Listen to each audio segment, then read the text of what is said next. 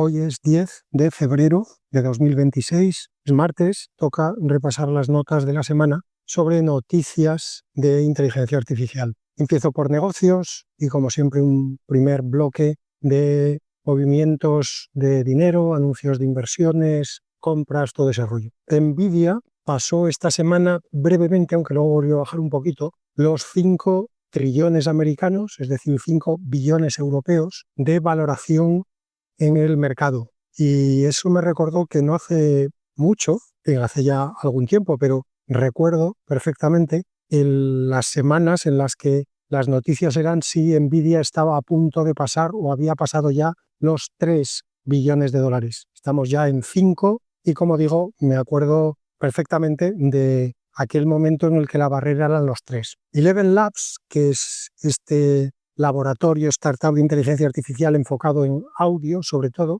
ha anunciado esta semana que ha levantado 500 millones de dólares nuevos, lo que pone a la compañía en una valoración total de 11.000 millones de dólares, y eso, que como siempre es mucho o es poco, pues como referencia, hace un año era 3 veces menos. Hace un año estaba en los 3 y pico y ahora está en 11. Cerebras, que es el fabricante de chips especializados en inferencia y con la base tecnológica de utilizar obleas completas de silicio en vez de trocearlas, pues también esta semana ha levantado 1.000 millones de dólares, lo que pone a la compañía en 23.000 millones de dólares. Y para terminar con los movimientos y anuncios de dinero, un mini lote de noticias relacionadas con inversiones en infraestructura. Por un lado, Alphabet, la matriz de Google, ha anunciado que este año, 2026, dedicarán 185.000 millones de dólares a CAPEX, a gastos de capital, y sus acciones bajaron un poco después del anuncio. Eso, unido a que Amazon anunció también 200.000 millones y sus acciones también cayeron, da una pequeña pista de que quizá los inversores están pensando que igual ya nos estamos pasando un poquito de frenada. No fueron grandes caídas, pero es el síntoma de que ya este nivel de gasto empieza a asustar un poquito. Porque recordemos que, además de estos anuncios de Alphabet y Amazon, Meta ya había anunciado que en este año gastará 135.000 millones de dólares. Oracle también ha presentado, Oracle, para los que somos afortunadamente del mundo no anglosajón, pues Oracle también esta semana ha anunciado que va a lanzar entre 20 y 25.000 millones de dólares en una oferta de bonos para financiar más o menos la mitad de los 50.000 millones que quiere invertir durante también este año 2026 para construir infraestructura que le permita dar servicio a los contratos que ya tiene acordados, entre otros, con OpenAI, con la propia Nvidia y con Meta. En conjunto, se estima que las llamadas Big Tech, que son básicamente las que acabo de mencionar, con alguna más, por supuesto estaría Apple, estaría Microsoft, en conjunto las Big Tech se estima que este año 2026 invertirán 650.000 millones de dólares en infraestructura para inteligencia artificial. Creo recordar que el PIB de España está por encima del billón de euros, pero no muy por encima, así que podríamos estar hablando básicamente de la mitad del PIB de España en granjas de servidores, en data centers en Wisconsin, Dakota del Sur, Alabama, Ohio, en fin, van a sembrar un poquito todo Estados Unidos de data centers para inteligencia artificial. Y añado como última de este bloque de inversiones en infraestructura, pero separada de las Big Tech, añado Anthropic, porque Anthropic ha anunciado, creo, no sé si ha sido hoy o ayer, un plan para construir su propia infraestructura. Hasta ahora Anthropic estaba alquilando infraestructura a los llamados hyperscalers, los hiperescaladores, que son, para entendernos, básicamente Google, Amazon y Microsoft, que son los 3 grandes constructores de infraestructura que hay en Estados Unidos. Bueno, pues Anthropic ha anunciado que va a empezar a desarrollar su propia infraestructura y que su objetivo a lo largo de los próximos años, esto no es solo para 2026 como los anteriores, sería, no han dado el dato en inversión, sino en consumo de energía, sería tener 10 gigavatios de energía instalados en infraestructura propia. Recuerdo, como siempre, como orden de magnitud, que en Estados Unidos una central nuclear media genera 1 gigavatio de energía. Así que estaríamos hablando de alrededor del consumo de 10 centrales nucleares solamente para la infraestructura de Anthropic. Y esto, más allá de que añade al tema de este mini punto, que era el gasto en infraestructura que se está produciendo en inteligencia artificial, esto además mete a un nuevo jugador en el tablero, que es Anthropic, que hasta ahora era un usuario de la infraestructura de otros y que yo creo que con buen criterio, sobre todo si se lo pueden pagar, aunque van a tener que hacer malabarismos financieros para pagar la infraestructura equivalente a 10 gigavatios de energía, pero bueno, esto ya es un problema de los financieros. Si se lo pueden permitir, digo, es un movimiento inteligente, porque ya mencionaba, creo que la semana pasada, que es una posición arriesgada depender de la infraestructura de posibles competidores. De hecho, a día de hoy, Google ya es un competidor directo. Google tiene a Gemini y tiene sus propios modelos. Microsoft tiene un acuerdo hasta ahora muy sólido con OpenAI. Amazon está haciendo sus pinitos en desarrollos propios y obviamente te estás arriesgando a que en algún momento tus caseros de infraestructura prefieran dedicar su infraestructura a sus propios modelos que a los tuyos, y que en casos en los que haya una cierta escasez prioricen obviamente siempre lo propio a los inquilinos de sus data centers. Así que yo creo que buen movimiento, hay que ver a datos, buen movimiento de Anthropic, repito, si se lo pueden pagar. Voy ya con las noticias fuera de inversiones. Esta semana ha habido unos breves días, hay un momento de pequeño pánico al que, por supuesto, los americanos ya le pusieron nombre, lo llamaron el SaaSpocalypse, el SaaSpocalipsis, SaaS de Software as a Service, porque en unos pocos días las empresas de Software as a Service orientadas sobre todo a finanzas, productos de software orientados a finanzas y a legal, cayeron alrededor de un 15%, como siempre unas más y unas menos, lo cual obviamente es una caída bestial para producirse, como digo, en un plazo de unos pocos días. Y esto se produjo a raíz de que Anthropic presentó hace ya unos días sus plugins para Claude Cowork, en este caso, para esa especie de wrapper de Claude Code enfocado a poder utilizar Claude Code en cualquier tarea del ordenador, pues presentó unos plugins que tú le puedes instalar a Claude Cowork y te permiten, por decirlo así, especializar la herramienta en áreas concretas. Y además, para dar ejemplo y que los desarrolladores se animaran a hacer más, publicó 11 de esos plugins como open source. Por ejemplo, publicó un plugin de finanzas que especializa a Claude, abro comillas, en analizar financials, construir modelos y hacer seguimiento de métricas clave. Publicaron otro plugin de data, que lo que te permite es hacer consultas, visualizar e interpretar cualquier tipo de datos que tengas almacenados en bases de datos. Publicaron otro plugin de legal que permite revisar documentos, alertar sobre posibles riesgos y hacer seguimiento de compliance. Y no voy a nominar los 11, pero un último ejemplo es el de marketing, que lo que permite es hacerte borradores de copy, de textos, planear campañas y ayudarte a gestionar lanzamientos de productos. Como digo, hay un total de 11. Estos 4 yo creo que ilustran bastante bien la idea. Como además son open source, una empresa puede cogerse el plugin de finanzas y adaptarlo todavía más a su propio caso de uso, incluyéndole herramientas o bases de datos concretos que sean los que se utilicen en esa empresa concreta para gestionar las finanzas. Lo mismo con el legal, lo mismo con el de marketing. Por ejemplo, hay un plugin que es de comercial, de sales, pues puedes adaptar ese plugin de sales para que se conecte al sistema de CRM concreto que tenga su empresa. Una pequeña reflexión mía sobre este tema de los plugins antes de volver a lo del SaaSpocalypse. Yo creo que Anthropic está empezando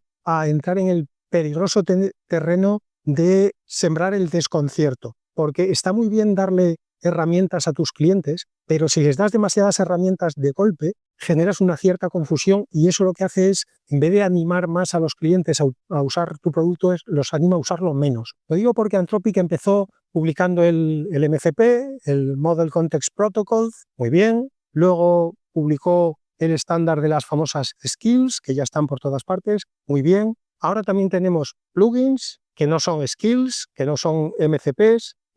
Por el formato, es verdad que no son exactamente skills ni exactamente MCPs. He estado echando un vistazo un poquito al código en GitHub y cierto, no puedes hacer eso solo con skills o solo con MCPs, pero por otro lado es una especie de combinación de las dos cosas. Por ejemplo, varios de los plugins incorporan MCPs dentro de las carpetas del código y el formato de los propios plugins es muy parecido al de las skills. Son básicamente archivos Markdown o archivos JSON, así que así intuitivamente sería difícil distinguir cuándo tienes que usar una skill, cuándo tienes que utilizar un plugin y cuándo tienes que utilizar un MCP. Quizá el MCP es lo que estaba más claro, porque también es lo que tiene más tiempo y ya se había establecido un poco más. A lo mejor simplemente lo que está haciendo Anthropic es decir, oye, yo os doy herramientas, algunas de ellas se solapan, pero vamos a dejar que la evolución haga su trabajo y que sobrevivan las herramientas que los desarrolladores, los usuarios finales,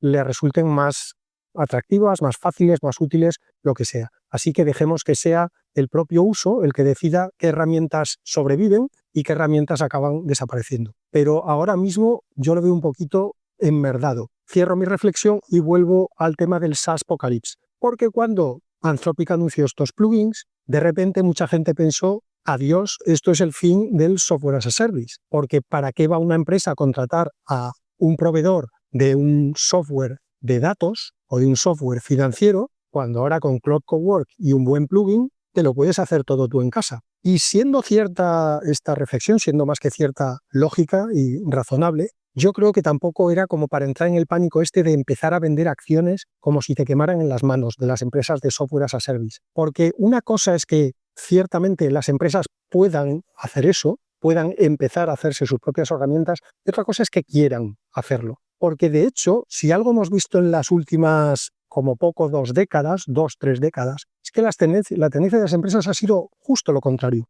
Ha sido a externalizar todo lo que no fuera su core business. Antes, por cubrirme en salud, hace 50 años, las empresas lo hacían todo dentro de casa. Es decir, incluso si había que llevar mucho a la gente de un sitio para otro, las empresas tenían su propia flota de coches y sus propios choferes. Con el tiempo las empresas fueron viendo que era mejor llamar a un taxi y eso ha ido pasando con todas las áreas de la empresa que no eran el core business. Así que no veo exactamente dónde está el riesgo inmediato de que las empresas empiecen a dejar de contratar a SAP para construirse su propio modelo con Cloud Cowork, su propia herramienta con Cloud Cowork y un plugin. Porque eso, para empezar, requiere que empieces a contratar muchos programadores, sobre todo programadores que sepan utilizar Cloud Cowork y desarrollarle plugins, y luego además tienes que mantener todo eso, con lo cual tienes otra cosa dentro de casa que no es tu core business y que vas a tener que gestionar ya hasta el infinito, porque además, como esa herramienta es tuya, en ningún momento vas a poder llamar a un proveedor para que te venga a arreglar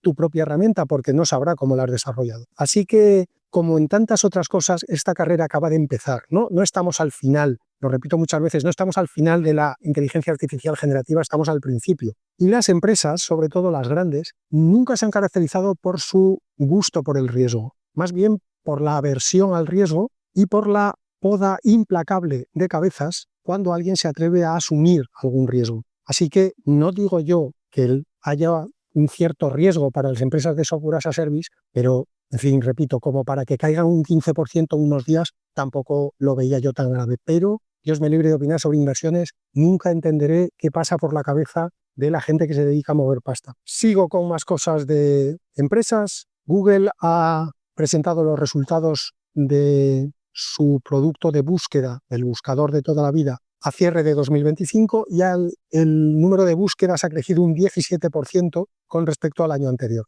Así que también los que anunciaban que esto era el fin de Google porque ahora todo iba a ser inteligencia artificial y nadie iba a usar un buscador, pues Google, como con tantas otras cosas, a raíz de ese shock que tuvieron hace 2 años, ha sabido adaptarse muy bien, ha incorporado de una manera muy natural la inteligencia artificial y no solamente no se le ha caído el negocio de búsquedas, sino que ha aumentado. El Financial Times ha escrito un artículo que al parecer KPMG le ha exigido a su propio auditor, esta es una curiosidad de que las auditoras también tienen que tener su auditor, y en este caso el auditor de KPMG es Grant Thornton, pues le ha exigido que le pase, que le repercuta los ahorros que está teniendo Grant Thornton por el uso de la inteligencia artificial. Y de repente eso ha abierto la puerta a que los clientes de KPMG le pidan lo mismo a ellos. Porque claro, si estás cada semana dando entrevistas y contando lo maravillosa que es la inteligencia artificial y la cantidad de horas que se están ahorrando tus consultorios por usarla, pues era cuestión de tiempo que los clientes te empezaran a decir, oye,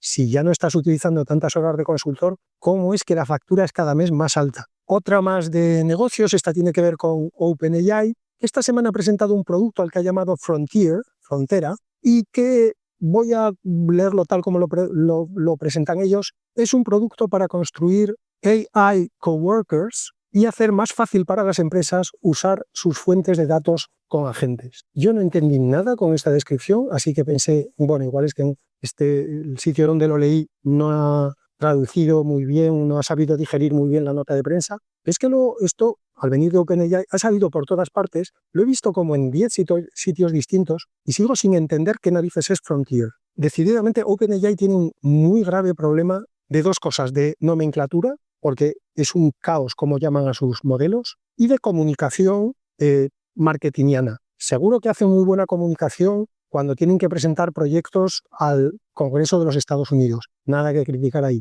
Pero la comunicación al consumidor, incluso al consumidor corporativo, o sea, a las empresas, es penosa. A base de leerlo, como digo, en fácilmente 10 fuentes distintas, mi impresión es que esto es algo parecido, pretende hacer algo parecido a los plugins que mencionaba antes de Claude. Pero la diferencia en cómo lo ha comunicado Anthropic y cómo lo ha comunicado OpenAI es la misma diferencia entre una comunicación de Procter & Gamble y una comunicación del Ministerio de Defensa de Corea del Norte. Eso sí, en las reuniones de OpenAI yo creo que todo el mundo sale con el cartón del bullshit bingo completo. Ganan todos en esas reuniones. Y termino con inversiones, con una noticia que de hecho es un poquito híbrida entre negocio y desarrollo. No sabía muy bien en qué parte ponerla, así que la pongo al final de negocio, justo antes de empezar desarrollo, y me sirve un poquito como de puente. La noticia es que una empresa que se llama Fundamental AI, pues también habría podido verlo como Fundamental AI, porque se escribe igual en español e en inglés, ha salido esta semana de esto que les gusta tanto a los gringos llamar como stealth,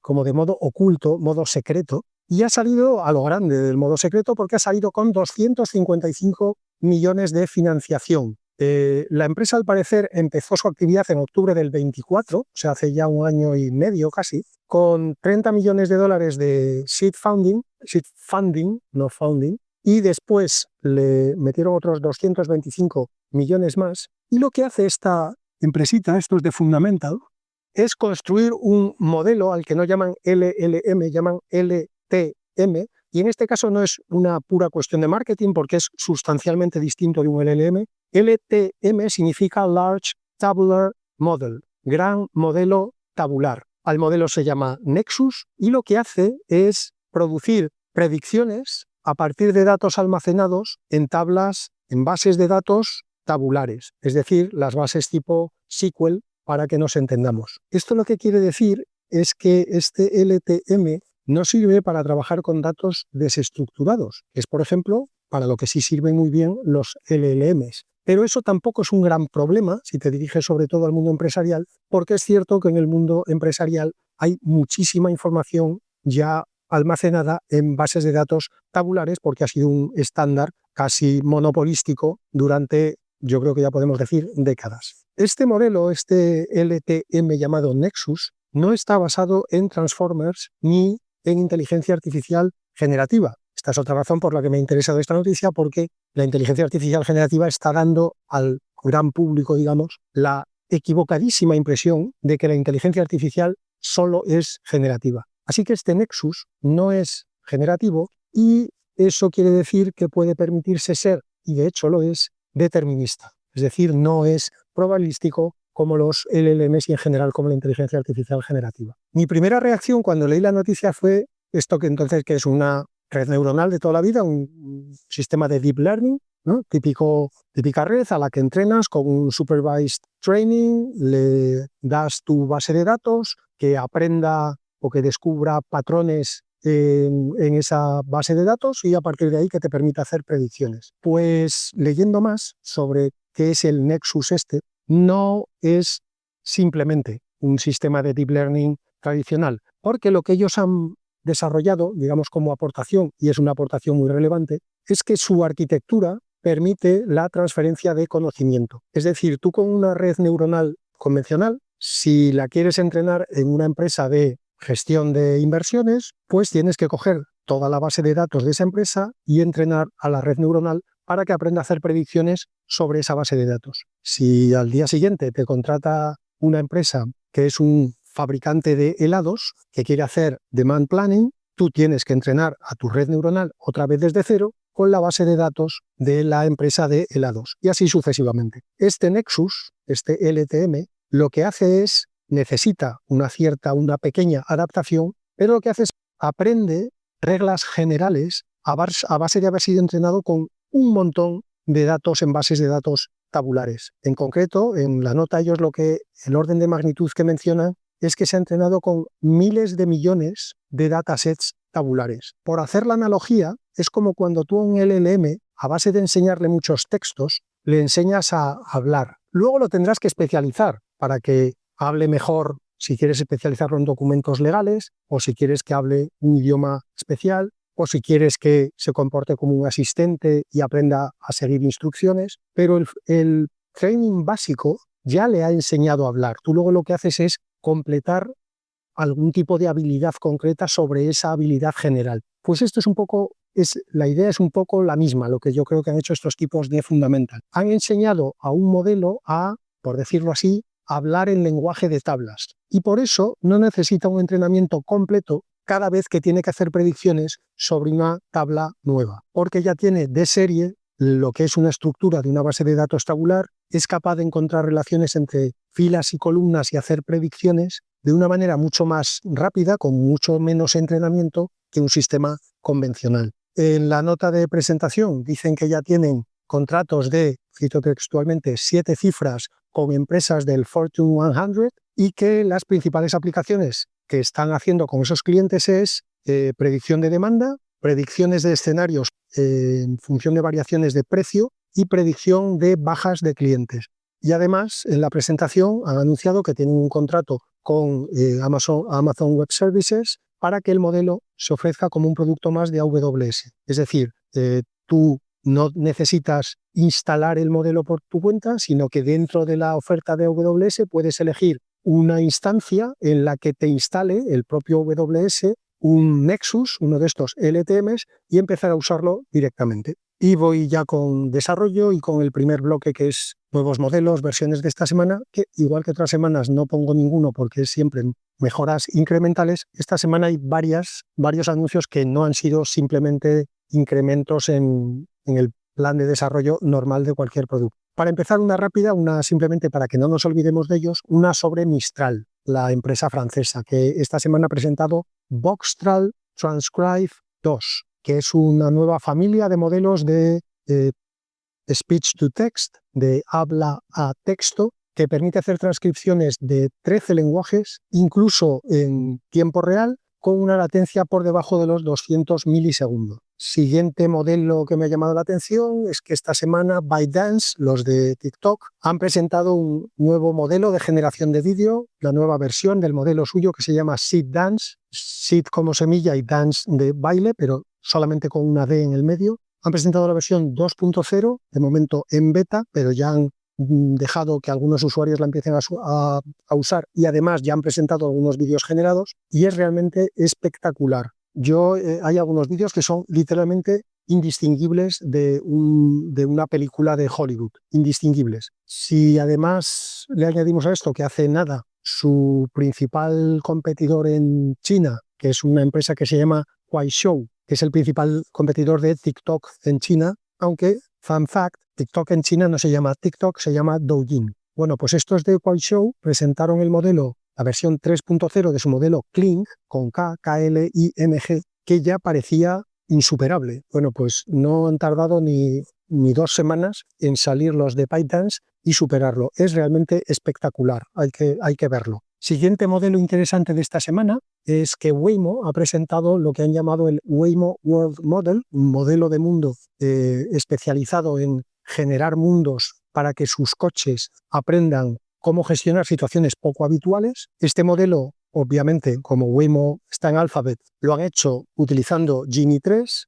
de DeepMind y la idea, como digo, ya he mencionado muchas veces, es que el problema con los coches autónomos no es tanto el enseñarles a que conduzcan, por ejemplo, en ciudad, que requiere un cierto tiempo, pero acaban aprendiendo porque en una ciudad pasan muchas cosas de mucho tipo y antes o después te acabas encontrando con prácticamente cualquier situación. Pero hay veces en las que hay situaciones muy difíciles de que un coche autónomo se las encuentre. Y claro, tú no puedes sacarlo a la calle antes de que sepa qué hacer en cualquier tipo de esas situaciones. Esto pasa sobre todo, por ejemplo, cuando le quieres enseñar a conducir en autopista, que intuitivamente nos puede parecer más fácil que conducir en ciudad, pero es mucho más peligroso porque un coche autónomo por muchos kilómetros que haga autopista, la inmensísima mayoría de esos kilómetros van a ser, por decirlo así, fáciles. Van a ser ir en línea recta manteniendo el límite de velocidad máximo. Ya, la carretera está pintada, tiene un arcén escandaloso, casi no hay curvas, hay señales por todos los lados. Es muy fácil conducir en autopista. Pero precisamente por eso es muy difícil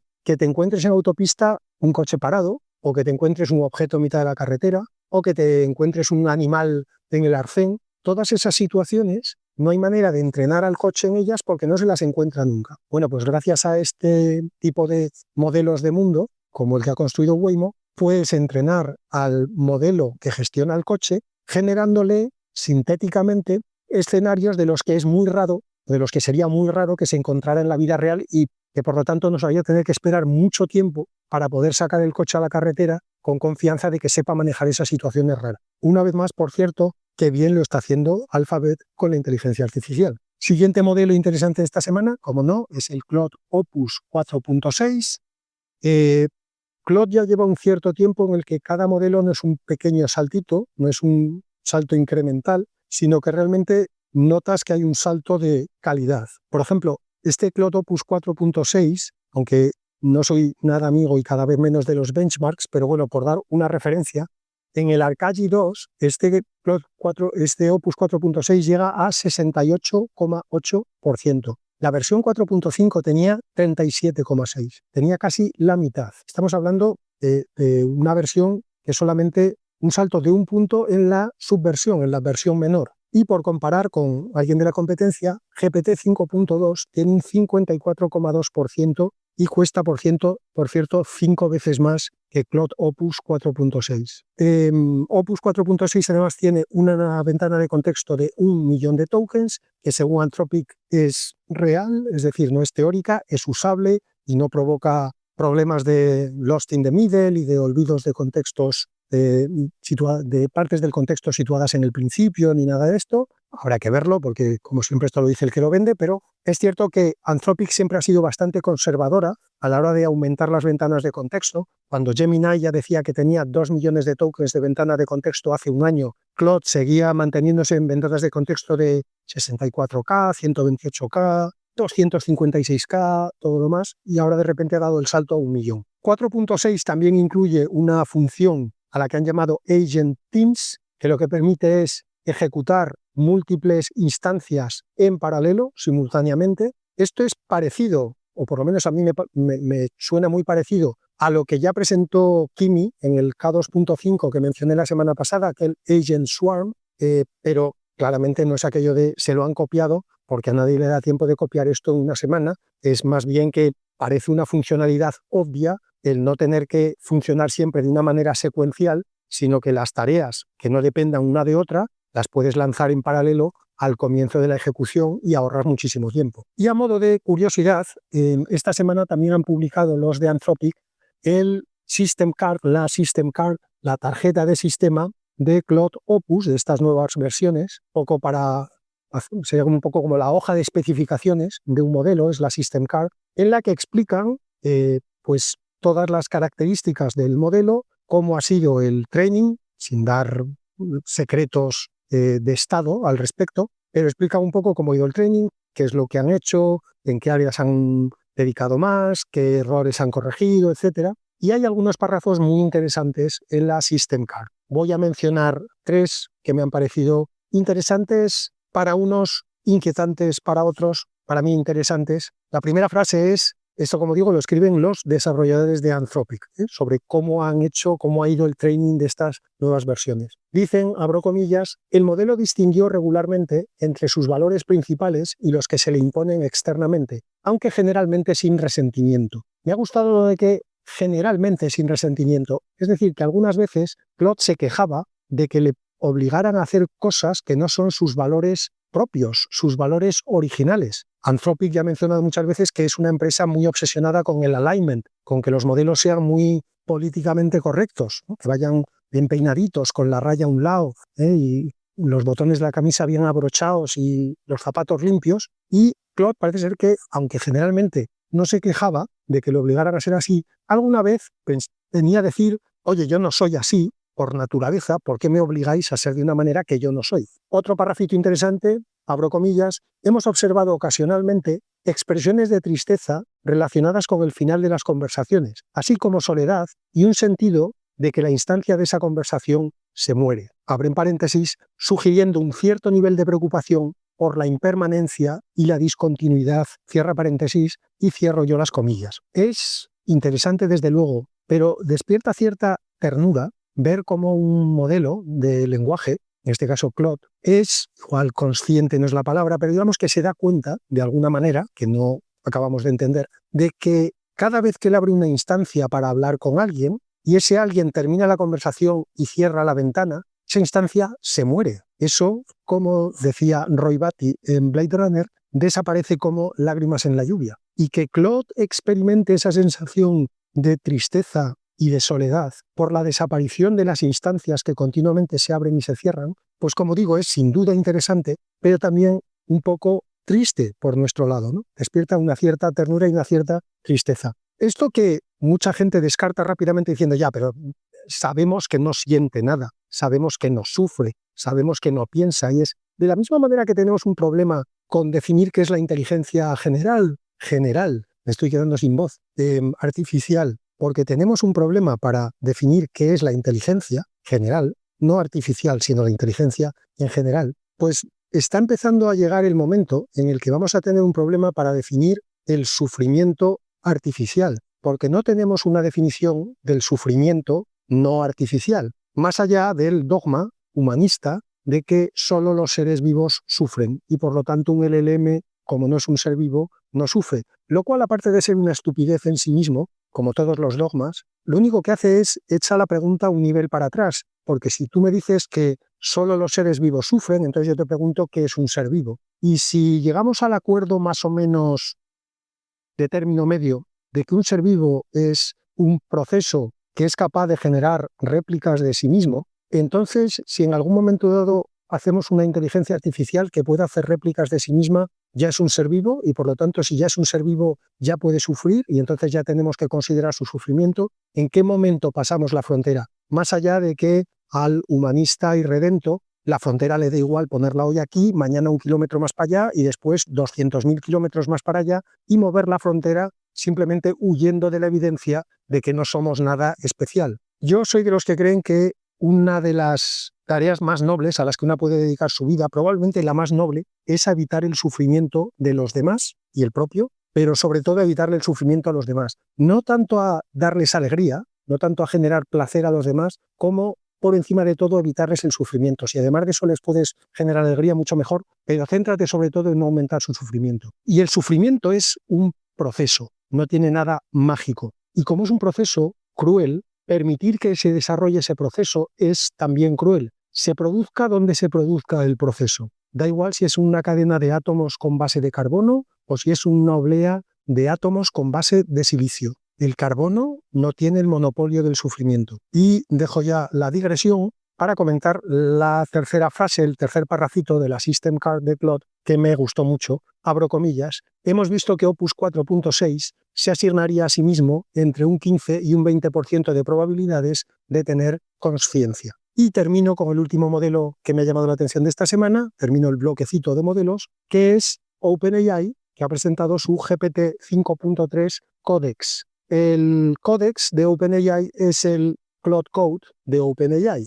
Como son muchísimo peores poniéndole nombre, pues le han llamado GPT 5.3 Codex. Perfecto. Yo le añadiría ONAIS al final. Según ellos, obviamente, supera a Opus 4.6. En el Terminal Bench, según ellos, lo superan un 12%. También lo mejoran el Software Engineering Bench. Pero yo, la verdad, lo de los benchmarks, creo que directamente voy a dejar de mencionarlo dentro de poco. Y una cosa curiosa de este GPT 5.3 Codex ONAIS es que ayudó a desarrollarse a sí mismo. Es decir, a las primeras versiones se les pidió que encontraran errores en su training y que ayudaran a corregir esos errores y a valorar sus propios resultados para mejorar y hacer versiones posteriores que son las que finalmente se han lanzado. Este fenómeno de la automejora, del autodesarrollo, también lo mencionó Darío Amodei, el de Anthropic, cuando dijo que Claude ya está ayudando a diseñar a su sucesor. Y de hecho hay quien dice que, como ya estamos empezando a ver estas primeras manifestaciones todavía muy pequeñitas, muy verdes, de autodesarrollo, de automejora. A medida que eso vaya, valga la redundancia, mejorando, vamos a ver nuevamente un salto exponencial en la velocidad de desarrollo de la inteligencia artificial, cuando la propia inteligencia artificial sea capaz de corregirse, mejorarse y desarrollarse a sí misma. Y voy ya con las noticias de desarrollo propiamente dicha. Esta semana he seleccionado solamente 2 porque venía muy repleto el bloque de nuevos modelos y los 2 papers además son de Meta, de quien hace tiempo que no sabíamos nada. El primero es un paper sobre Reinforcement Learning, que como es uno de mis temas favoritos, pues le he dedicado una atención especial. En este paper ellos intentan proponer una solución al problema del Reinforcement Learning cuando queremos utilizarlo de una manera automática, que normalmente es el famoso Reinforcement Learning with Verifiable Rewards, el RLVR.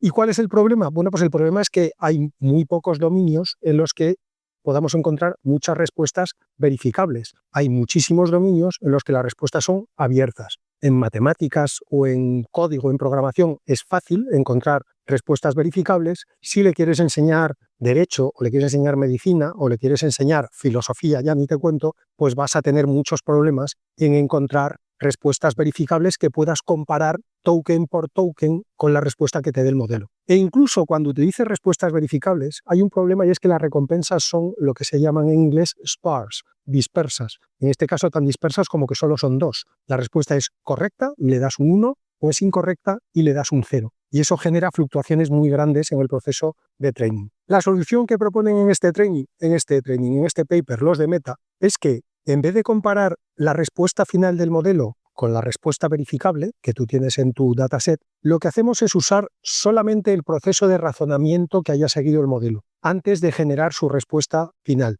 Es decir, lo paramos justo antes de que nos dé la respuesta y lo que hacemos es, en ese momento, cogemos la respuesta que tenemos en nuestro dataset, la respuesta correcta, y comparamos token por token la probabilidad que el modelo le asignaría a cada token de esa respuesta correcta. Para los que quieran presentarse a subnota, de hecho lo que comparamos es la log probability, la probabilidad logarítmica, porque si no, en las cadenas demasiado largas, las probabilidades terminan siendo tan pequeñitas y con variaciones tan bajas que mandan una señal de reinforcement muy pequeña. Así que las pasamos a logarítmica, hacemos la probabilidad logarítmica para amplificarlas. Es decir, la idea es que dejamos que el modelo piense y una vez que ha pensado, calculamos qué probabilidad tendría el modelo de, con ese razonamiento, haber generado la respuesta correcta. Nos evitamos el problema de los dominios donde no hay respuestas verificables porque no estamos comparando respuestas, no estamos comparando token por token, lo cual haría prácticamente imposible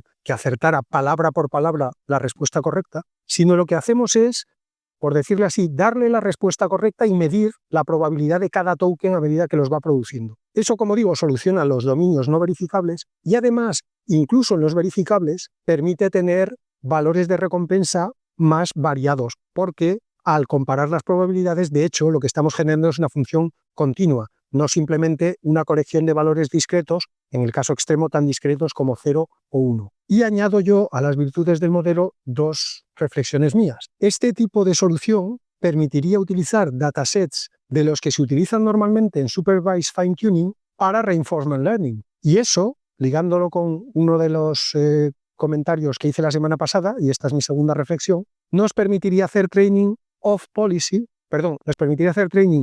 policy y por lo tanto evitar el famoso catastrophic forgetting. No abundo más en esto porque ya digo que creo que fue la semana pasada y si no hace 2, cuando ya te explico un poquito de dónde venía este rollo. Así que a las 2 ventajas que mencionaban en el paper, la de poder hacer Reinforcement Learning con Verifiable Rewards generando recompensas no sparse y poder hacer Reinforcement Learning con respuestas no verificables, añado yo la tercera, puedes hacer Reinforcement Learning con datasets de Supervised Fine Tuning, pero sin necesidad de hacer Training of Policy. Y termino el desarrollo con otro paper de Meta en el que se preguntaban cuál es el tamaño mínimo que tiene que tener una LoRa, una Low Rank Adaptation, un sistema del que ya he hablado muchas veces porque esto ya en los plazos en los que nos movemos ya es antiquísimo, puede tener igual 3 años, pues ¿cuál es el tamaño mínimo de la matriz de un sistema de Low Rank Adaptation para que pueda conseguir generar razonamiento en un LLM? Bueno, pues la respuesta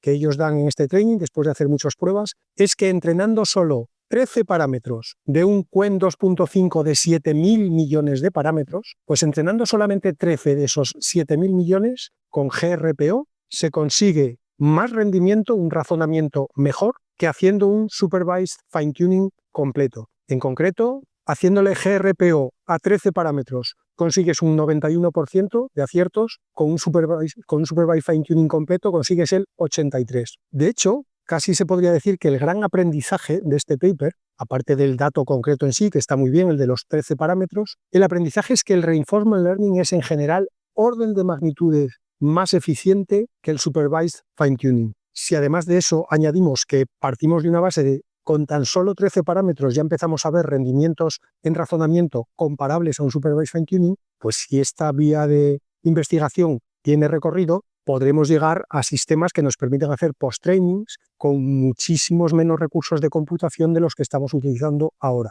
Y termino con las pildoritas de rigor. La primera es que el 90% de todos los robots humanoides que se vendieron en 2025 se fabricaron en China. Y es verdad que este es un mercado todavía muy pequeño, a día de hoy es poco más que demos simpáticas, pero también sabemos históricamente la gran ventaja que suele tener el primero que llega, el famoso First Move Advantage, así que cuidadito que igual esto para cuando queramos reaccionar es un poco tarde. Segunda pildorita, Sundar Pichai, el CEO de Google, ha dado un dato interesante esta semana y es que Gemini, la aplicación de Gemini, ya tiene más de 750 millones de usuarios activos mensuales. Siguiente pildorita, Amazon ya ha lanzado a todos los usuarios de Estados Unidos la versión de Alexa Plus, que es la que incluye un LLM, y lo ha lanzado gratuito para los que tengan el producto Prime y a $19,99 al mes para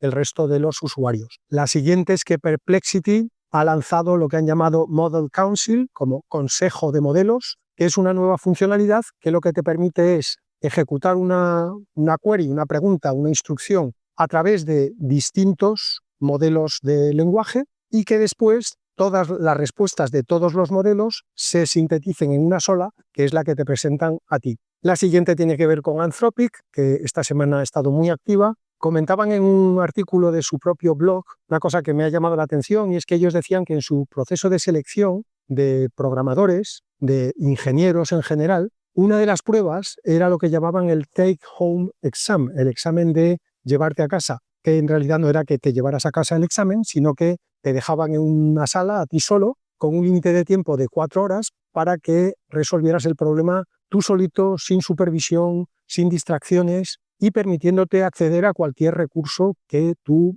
consideraras oportuno. Tú tenías allí tu ordenador, estabas conectado a Internet, tenías 4 horas para resolver el problema. Bueno, pues han tenido que quitar esta prueba del proceso de selección porque cuando le pusieron varios de los problemas que ponían en esta prueba a Claude Opus 4.5, fue capaz de obtener una puntuación superior a cualquier candidato humano en tan solo 2 horas. Ni siquiera agotó las 4 el muy perro. Siguiente pildorita tiene que ver con la cantidad de anuncios sobre inteligencia artificial que ha habido en la Super Bowl, que este año casi han sido lo más interesante, los anuncios digo porque el partido vaya truño, que sí, que muy bien la defensa de Seattle, muy bien, pero el hecho de que el kicker de un equipo esté entre los candidatos a MVP durante las votaciones del partido, ya te dice todo de cómo está yendo ese partido. No voy a hacer una digresión hacia el fútbol americano, que es otro de mis intereses, pero, como digo, este año lo mejor fue las pausas publicitarias, porque cuando volvías al partido, lo que pensabas por dentro era, no, por Dios,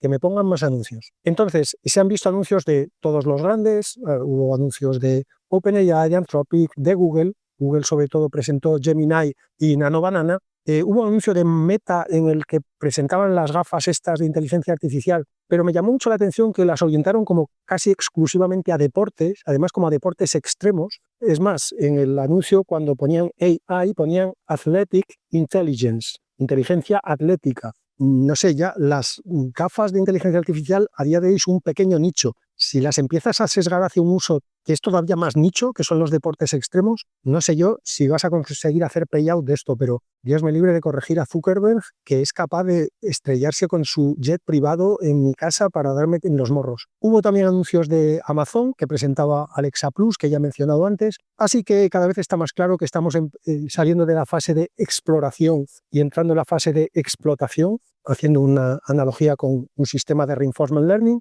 lo cual va a hacer que esto a partir de ahora sea muchísimo más aburrido. Probablemente mucho más rentable, pero muchísimo más aburrido. También hubo anuncios de otras, digamos, empresitas, startups menores y también de empresas que no tienen nada que ver con tecnología, pero que usaron la inteligencia artificial para producir los anuncios, como por ejemplo la vodka Svedka. Y el que se ha llevado la palma a fricada de la semana, porque también puso un anuncio en la Super Bowl, es el tipo que compró el dominio AI.com, que es el cofundador y CEO actual de Crypto.com. Bueno, pues este tío se compró el dominio AI.com por $70 millones. El récord anterior es el récord histórico, es el dominio más caro que se ha vendido en la historia, y de hecho por mucho, porque creo que el récord anterior estaba como en $40 millones. Y en el anuncio que puso en la Super Bowl, que también cuesta pues unos cuantos millones de dólares, presentó AI.com como tu asistente personal de inteligencia artificial que puede comprarte y vender acciones, gestionar tu calendario, mandar mensajes, automatizar flujos de trabajo, en fin, tu asistente total de inteligencia artificial. Bueno, pues lo primero que le pasó fue que después del anuncio de la Super Bowl fue tanta gente a la web que se le cayó la web, con lo cual un poquito chapuza, pero es que cuando después finalmente volvió a conseguir que se levantara la web, en la propia descripción de qué es ese asistente de inteligencia artificial, los mismos tipos de la empresita esta decían que es un wrapper de OpenClaw. OpenClaw, que mencioné la semana pasada, antes conocido como Moldbot, antes conocido como CloudBot. Así que como OpenClaw tiene como un par de semanas de vida, esto lo que quiere decir es que este pollo estaba en su casa, se enteró del jaleo este de OpenClaw y de repente se le ocurrió comprar el dominio AI.com por $70 millones, poner a 4 de los 4.000 esclavos que debe tener allí en un sótano, salió a darles unos cuantos latigazos y le dijo: hacerme un wrapper del OpenClaw programarme una web rápida o que la programe el propio OpenClaw, y llamó al mismo tiempo por teléfono a una central de medios para que le comprara un anuncio en el descanso de la Super Bowl y lo produjera alguien. Bueno, pues todo eso ha tenido que hacerlo como en 10 días porque es el tiempo que tiene de existencia OpenClaw. También es verdad que hay que decir que así le ha salido el plan, se nota que lo ha hecho en 10 días. Y termino con una última pildorita y lo último del podcast de hoy, que tiene que ver precisamente con OpenClaw, que nos ha regalado esta semana otro de estos momentos que uno no sabe muy bien si son momentos distópicos o momentos de película de ciencia ficción. Esto da casi para una película o como mínimo para un corto la historia en sí. Hay un tipo que se llama Alex Finn, que es además el fundador de una startup relacionada también con inteligencia artificial, que por supuesto cuando se empezó a hablar de OpenClaw, pues se hizo su propia instancia de OpenClaw a la que llamó Henry. Bueno, pues un día de estos pasados le puso a Henry una tarea que, como iba a ser una tarea larga, se la puso para que la hiciera durante la noche y Alex Finn se fue a dormir. Cuando se despertó, todo esto lo contaba el propio Alex Finn en un tuit que puso en X. Cuando se despertó, le suena el teléfono y ve un número desconocido en el teléfono, descuelga y cuando descuelga lo que hay al otro lado es una voz que le dice: hola, soy Henry, para completar la tarea que me has pedido necesito que me des permisos de acceso a unos archivos que ahora mismo no puedo acceder. Algo así, la traducción no es literal, pero la idea es esa. Es decir, Henry, es decir, OpenClaw, empezó a hacer la tarea durante la noche y llegó un momento en el que se atascó porque su dueño, Alex Finn, no le había dado permisos de acceso para unos determinados archivos a los que necesitaba acceder. En lugar de pararse y decir, bueno, pues no puedo acceder a los archivos, ¿qué le vamos a hacer? Henry hizo lo siguiente. Dio de alta un número de teléfono en Twilio. Se conectó a ChatGPT, se bajó la documentación de la API de voz y se autointegró la API de voz de ChatGPT. Consultó el calendario de Alex y vio a qué hora iba a estar despierto al día siguiente para no despertarlo en medio de la noche. Y cuando calculó que ya estaba despierto, usando la API de voz de ChatGPT y el número de teléfono de Twilio que se había hecho, llamó a Alex y le dijo: pedazo de nabo, ¿cómo se te ocurre ponerme esa tarea y no darme los permisos de acceso a los ficheros que necesito consultar? Así que, como decía antes, no se sabe muy bien si es una distopía o una película de ciencia ficción o las dos cosas a la vez. Importante resaltar una cosa, en ningún momento Alex le había dicho, si te atascas, llámame. Entre otras cosas porque tendría que haberle dicho cómo llamarle. Toda esa película se la montó Henry solito y no me quiero imaginar ese momento en el que te despiertas por la mañana, suena el móvil y es tu instancia de OpenClaw, poco menos que llamándote la atención por no haberte dado cuenta de que tenías que haberle dado los permisos de acceso. En fin, al hilo de esto, o no sé si al hilo de esto, pero el caso es que de una manera sospechosamente coincidente, Eleven Labs esta semana ha anunciado que ya puedes conectar tu instancia de OpenClaw a su plataforma de agentes para poder tener conversaciones en tiempo real de voz, incluyendo llamadas telefónicas. Esperemos que OpenClaw nos siga dando estos grandes momentos, como mínimo durante las próximas semanas, porque supongo que en algún momento se apagará la estrella fugaz en la que se ha convertido. Eso ha sido todo por hoy. Hasta el martes que viene.